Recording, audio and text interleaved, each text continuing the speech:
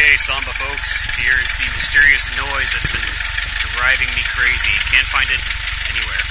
Definitely hear it more beneath the engine. I'm going to put you down on the ground and let you take a listen here. Hopefully it comes out okay.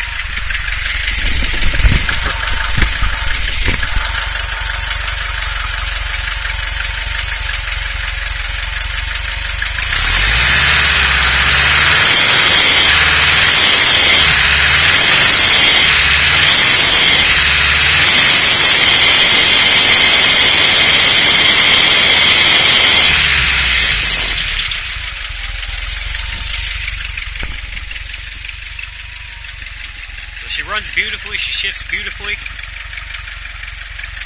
Racking my brain on this. I already pulled the belt off the alternator and tried it without that, and it seems perfectly, the same. Alright, thanks. Appreciate it.